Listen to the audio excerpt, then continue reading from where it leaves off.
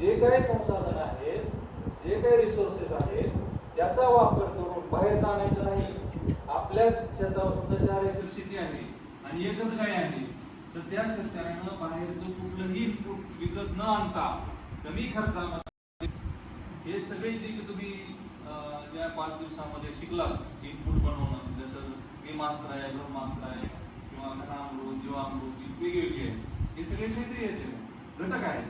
परंतु हे सगळं तुम्ही स्वतःच्या शेतावर स्वतः बनवून त्याला लागणारं जे काही सामान आहे ते तुमच्या शेतावरच उपलब्ध असावं, नंतरच तुम्ही नैसर्गिक शेती सुरुवात.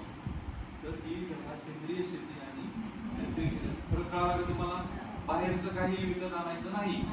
तुमच्या बांधावर ह्या ज्या बाउंड्रीज आहेत बांधाच्या, त्याच्या आत तुम्ही जे काय करू शकाल इनपुट आहे म्हणजे सेंद्रिय घटक जे आहेत, मग त्याच्यामध्ये कंपोस्ट असेल किंवा गांडूळ खत असेल, घनामृत, जीवामृत, हे सगळे इनपुट जे आहेत ते की सेंद्रिय आहेत, तर ते या शेतीमध्ये वापरून तुमचं उत्पन्न वाढवणं, खर्च कमी करणं म्हणजे उत्पन्न वाढवणं. बरोबर आहे? खर्च जरी कमी झाला तर आपलं उत्पन्न वाढलं, कारण शेतामध्ये असं आहे की 1 रुपया टाकला की 2 रुपये ती शेती देते कमीत कमी, है ना? तसे तुमचा 1 रुपयाला 50 पैसेच खर्च व्हावा, तुम्हाला 1.5 रुपया मिळावा, म्हणजे काय उत्पन्न आहे त्याच्यापेक्षा वाढतं.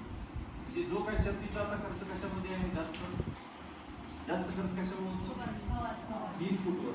मग त्याच्यामध्ये खत असतील, ट्रॅक्टर चलित वाहनं असतील, त्याचा आपल्याला खर्च आहे असतील, मग ते वेगवेगळे बुरशीनाशक असतील, कीटकनाशक असतील, है ना, किंवा इतर काही, तर याच्यावरचा जो तुमचा खर्च कमी जरी झाला तर तुमचं उत्पन्न खिशातला पैसा न जाण्यामध्ये उत्पन्न वाढते.